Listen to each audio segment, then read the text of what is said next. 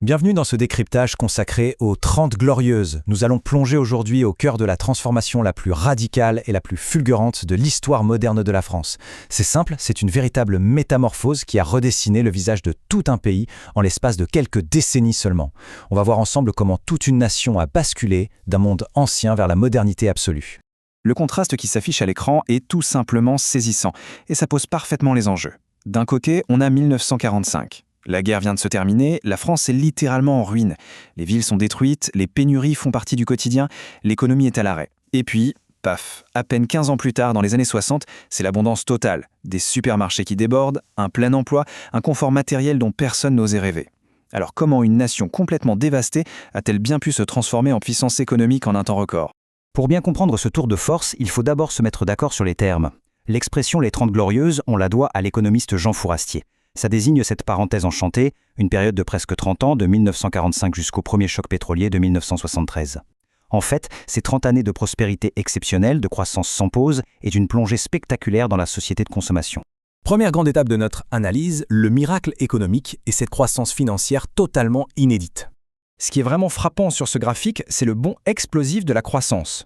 Si on regarde le PIB avant 1950, on peinait à atteindre un tout petit 1,15% par an en moyenne. Et soudain, bam, on s'envole à une moyenne de 5% par an de 1950 à 1973, c'est gigantesque.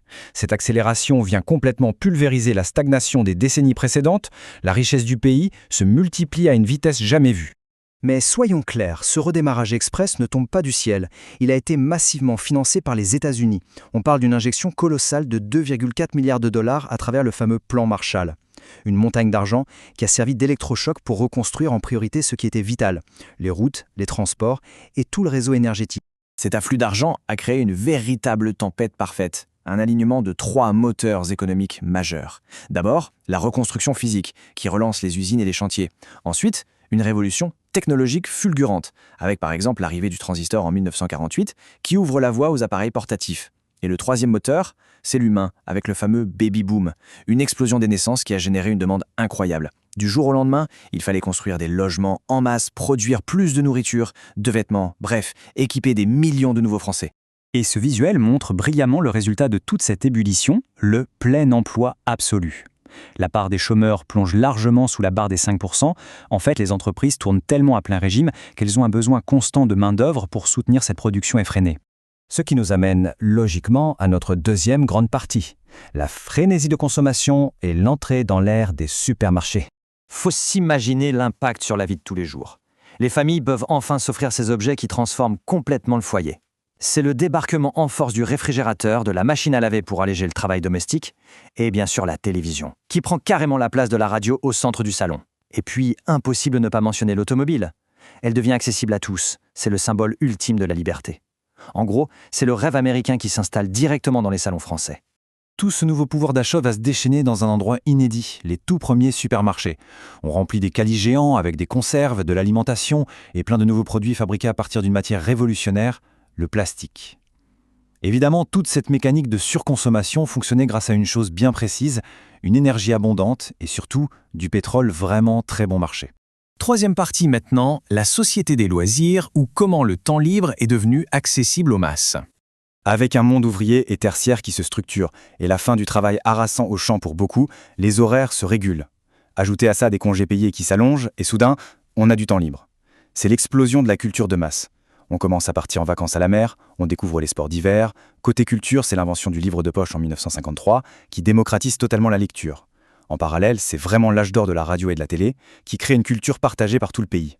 Passons à la quatrième partie, la jeunesse, les droits des femmes et l'effondrement du patriarcat traditionnel. Parce que oui, sous la surface de cette abondance économique, une tension immense s'accumulait. Ce confort matériel se heurtait de plein fouet à des traditions sociales jugées beaucoup trop rigides. Et tout ça explose en mai 68. La jeunesse, les étudiants, rejoints ensuite par les ouvriers, rejettent l'autorité de l'État et le modèle familial à l'ancienne. Ils occupent les rues pour réclamer une véritable libération sociale. En suivant cette chronologie à l'écran, on réalise à quel point les structures ont changé vite, grâce aux luttes féministes. Droit de vote en 1944.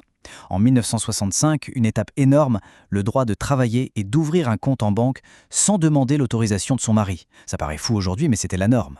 Ensuite, c'est le contrôle de son propre corps avec la loi Neuwirth sur la contraception en 1967, puis la légalisation de l'avortement en 1975. Le modèle patriarcal classique est littéralement démantelé en quelques années. Ce qui nous amène à notre 5e et dernier acte, le choc pétrolier et la fin d'une époque enchantée. Il faut bien réaliser que, même au sommet de cette euphorie, certains tiraient déjà la sonnette d'alarme. Cette citation des premiers écologistes et du mouvement hippie est particulièrement frappante.